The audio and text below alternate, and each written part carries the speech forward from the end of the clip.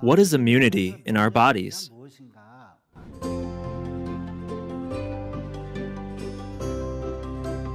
We have cells in our bodies that are responsible for immunity. They are B cells, T cells, NK cells, which we've heard a lot about recently. These cells are responsible for very important functions in the body. The first of these immune functions is to protect against viruses and germs coming from the outside. Bacteria is constantly moving in and out of our bodies from the outside. When these viruses come in, our immune cells react immediately, preventing them from proliferating and causing various effects. But the second thing is that these immune cells have another function for vascular cleaning. Our blood vessels play a role in transporting oxygen and nutrients to each cell, but they are also transport corridors for the various wastes that come out of them. Thus, blood vessels can get greatly damaged. So, if they are damaged, oil gets stuck in the open, damaged gaps. Also, platelets stick together, making the gaps bigger and bigger. If they get bigger, they become blood clots. If they block brain vessels and explode, it causes a stroke or cerebral hemorrhage. And if they block heart vessels, it causes chest pain and heart attacks. And if this inflammation continues to build up in the blood vessels, they get harder and harder, like rusty pipes. That's what we call atherosclerosis. This causes poor circulation because the vessels are less flexible. But these immune cells have the ability to clean up and remove the debris that are stuck in these vessels.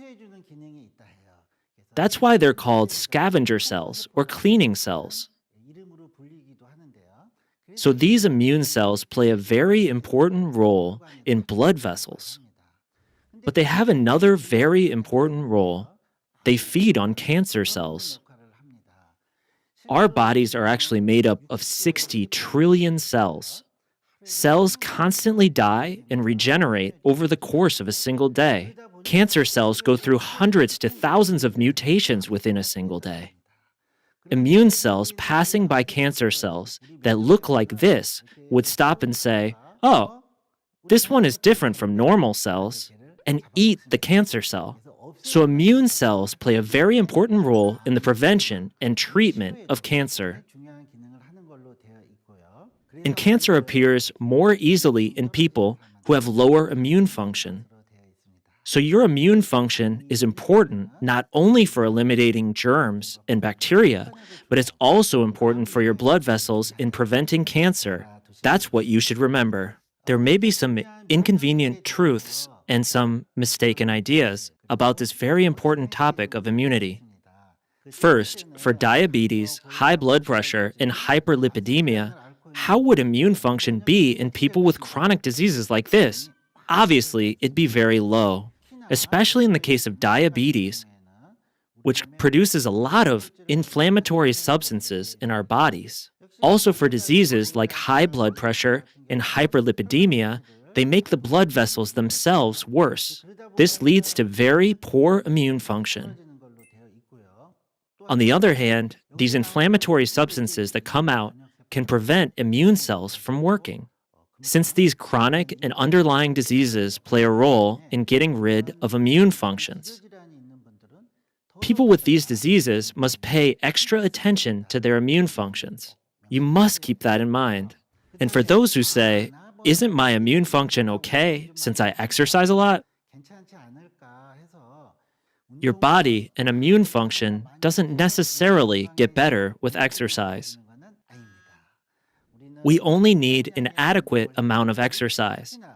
In particular, some people think they must exercise very hard. They do high-intensity exercise like lifting weights or spinning. Actually, that's more like labor than exercise.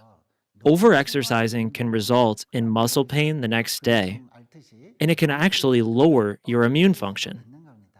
The amount of exercise we recommend for adult patients is aerobic exercise for about an hour a day, 3 times a week. You can consider this an adequate amount of exercise. Doing more than that doesn't improve your physical health or immunity.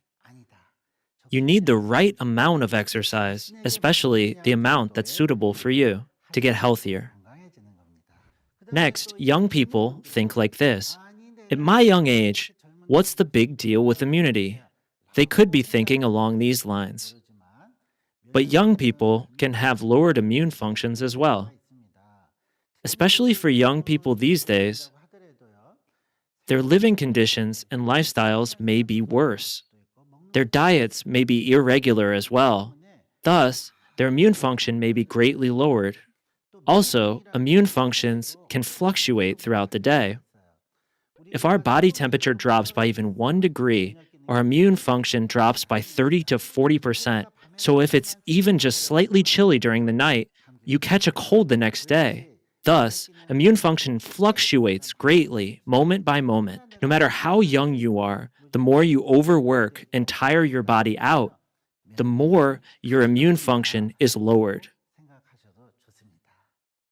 Next, in order to preserve their immune function, some people think they have to make their surroundings sparkling clean and spotless, but you don't have to be so clean. No matter how clean it is, there are germs, dust, and all that. In particular, we need to have contact with foreign substances and things like this from the outside to some extent, so our immune function can be active. So it's not right to say, my cleanliness will guarantee great immune function. Immune function involves a lot of other factors, in addition to the surrounding environment. So how long could you last living in a sterile environment? You won't. The immune function of someone living in a sterile environment is weakened because they are not exposed to others. So it's good to keep your environment clean to a certain extent, but that alone isn't enough for optimal immune function. Then there are people who think, I lack vitamin D. They think, if I get a lot of sun, I'll be able to improve my immune function. That's partially true. Especially these days, people expose only their faces during the winter season while also wearing sunscreen. Thus, they don't get enough sun exposure. Some people say that their vigilance about UV rays have led to an over-reduction in their sun exposure and vitamin D. But we only need a certain amount of sunshine. A few hours of sun exposure doesn't strengthen your immune function. Although vitamin D is partially involved in the body's metabolic processes or immune function, just getting an average of 15 to 20 minutes of sun every day will give you sufficient vitamin D. You can't consider just getting sun exposure as boosting your immune health. Then, what daily lifestyle can we adopt to boost our immune function? The very first thing I emphasize the most is stress. When you're stressed, your immune function is lowered right away. You get sick when you're really stressed out. You wrap your head in a towel and lie in bed for a week.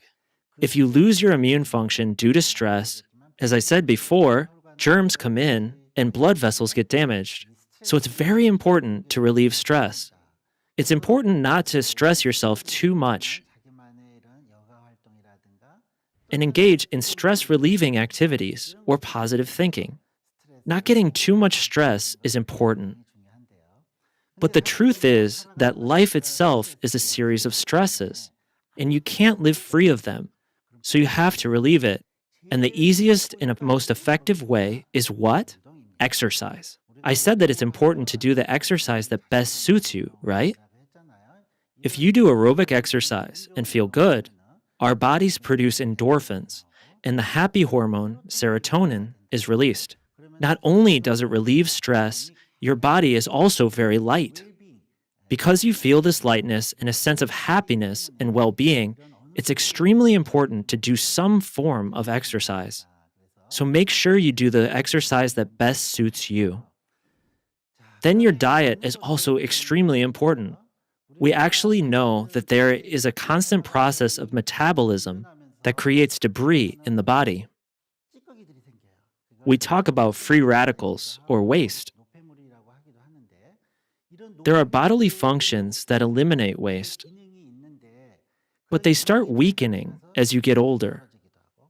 As I mentioned earlier, your body may create a lot of waste as a result of stress or poor living conditions, regardless of youth. In order to relieve some of this, it's better to eat a lot of food that helps to remove antioxidants or waste from the body. The most typical examples of this are colored vegetables. Vegetables with colors of the rainbow are called anthocyanins or flavonoids. These things now appear purple, red, yellow, which contains some very good antioxidants. So it's great to eat these fresh, colorful vegetables. Also, if we cook this food, they taste good and are easily digestible. However, some of them are vitamins that we can get from fresh ingredients. In order to consume enzymes, don't overcook fresh, seasonal ingredients. It's good to just slightly blanch them or eat them raw. Because we can't produce a myriad of enzymes from these ingredients, to some extent, it's good to consume them. Next, we talk a lot about gut health in relation to our immunity. 70% of our immune cells are in the intestines. So, it improves bowel health, and one of the more important factors for improving bowel health is intestinal bacteria. It's very good to keep many helpful bacteria alive. That's why a lot of people are talking about probiotics. It's a great idea to take probiotics, which can increase the amount of these helpful bacteria. Next, you need to sleep well. Almost 90% of the hormones in your body come out during deep sleep. So regularly getting a good night's sleep is very important. That's how you can manage yourself well for the most important thing, which is your immune function. You have to block germs, keep your blood vessels healthy, and prevent cancer. So these things can be managed by maintaining your immune function.